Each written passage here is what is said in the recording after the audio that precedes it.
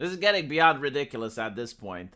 I literally made a video a couple of minutes ago about Tim Pool getting swatted, and this is what people are calling the chair stream, which is live even now.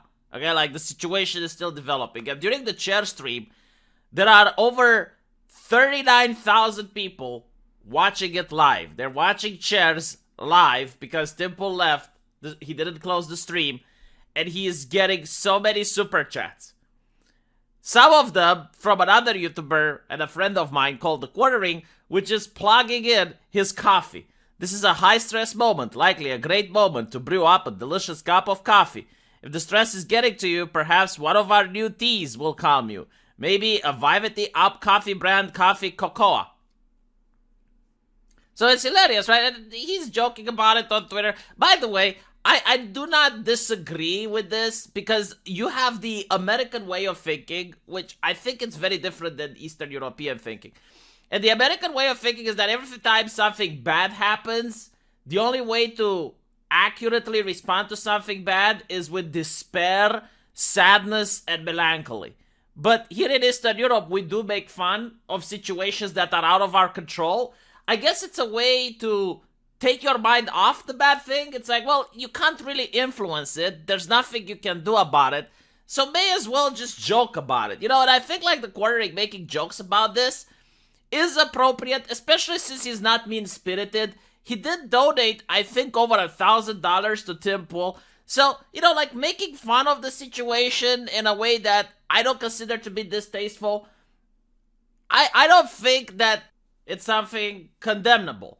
Now, the reason this is a little bit interesting is that The Quartering got swatted a couple of minutes later. And at first, people didn't believe him when he posted on Twitter because of the whole situation.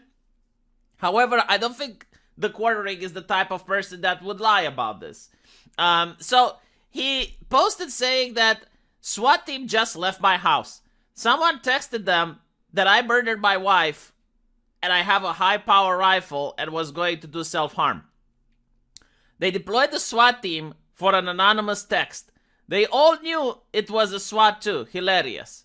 100% dead serious, right? Because people aren't believing him. Like, just a couple of minutes earlier, he was joking in Tim Pool's chat, so now people are very skeptical of this. But he says you'll be able to listen to the radio calls online, but no body cams, total bummer. Now, a lot of people, including myself, initially were upset about the ways the cops are handling this, because if they know that it's a prank call, you would think they would react differently. However, I did ask, and it depends on a state-to-state basis, and where you're located and such. But the police has to follow through protocol. If they don't follow through protocol, they can get fired, right? So they're just following orders, like quite literally. They have to follow the proper procedure. We live in the world of the procedure. What can you do? So The Quartering is saying that he is upset at the cops, didn't give them coffee, because the text claimed that he murdered his wife. However, when the cops were sitting in his driveway and the dispatcher called him, the wife answered the phone. They should have stood down at that moment, not handcuff him and put him in the wet grass and scared the living shit out of his wife. Again, all of this for an anonymous text message, not from me. I'm also on the local do not SWAT list and have been for years. Well, I don't think the list is very effective if this happened. But it is a problem that's not taken very seriously, as I can see. The media doesn't care about it.